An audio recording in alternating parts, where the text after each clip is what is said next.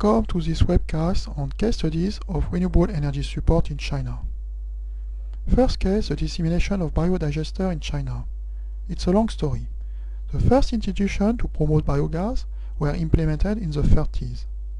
State support from the beginning of the 70s gave high priority to rural biogas digester for small farms.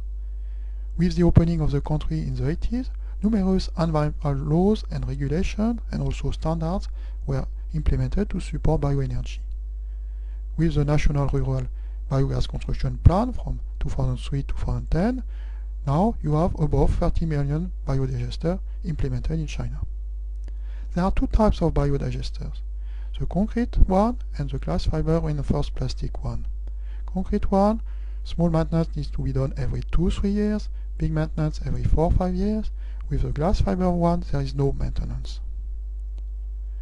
You can see on this graph the spectacular increase of the number of biogas digesters implemented in China, and a picture of a fiberglass reinforced plastic digester, so last technology, on your right. 60% of biogas digesters were operating in 2007.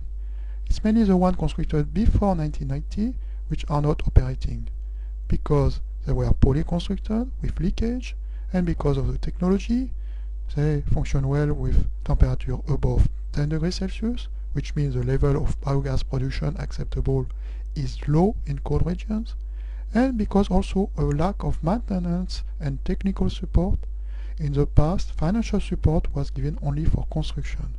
There has been not enough follow-up. Most provinces have small rural energy offices with a lack of staff. Now you have more modern biogas technologies, a scheme of low temperature biogas production and commercialized utilization technology.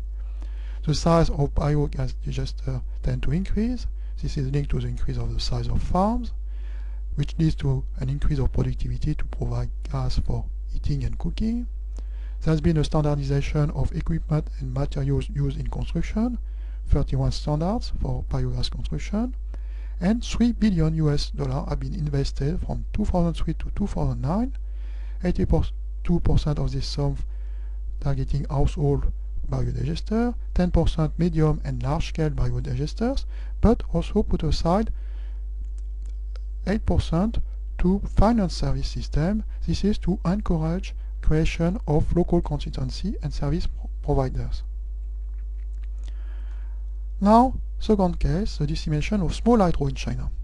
Small hydro under 50 MW is most of the time integrated with the grid in China. Small hydro is the responsibility of local governments, while large hydro is the responsibility of central government. Small hydro benefits from preferential tax policy. Profits from small hydro are reinvested in small hydro installation and local grids. State subsidies are not so important because you have private and individual funding and more independent power producers. You can see here the increase of installation in terms of gigawatt and of the increase of power generation in terms of terawatt hours. Research on small hydro has enabled to increase efficiency of small hydro stations. You have more stringent technical specification and established standard planning procedures. But there are still some limits. Low quality of equipment, only few stations use new technology when upgrading, low cost of sale of electricity to large grid, and suboptimal use of equipment with low annual utilization hours, high distribution losses, and low automation. Last case, the case of dissemination of small wind in China. Off-grid turbines are used for rural electrification. They are from 100 watt to 100 kilowatt. There has been intensive promotion of local manufacturing in China. From 1983 to end 2008, China has produced more than 500,000 small wind turbines. 36 turbine production companies exist, plus 28 parts production companies. There is a large network of retailers for maintenance, and particular efforts have been emphasized on the training of technicians and the dissemination of users' manual. So some conclusion on renewable energy technologies in China. China, of course, is a very particular country. It's a big emerging country with a huge customer base, which cannot be compared with the small fragmented markets we can find in most developing countries. State banks in China facilitate access to funding at low cost. Nevertheless, there are some lessons. First lesson, some renewable energy technologies are mature and already very cheap. Second, nurturing a local market for manufacturing takes time.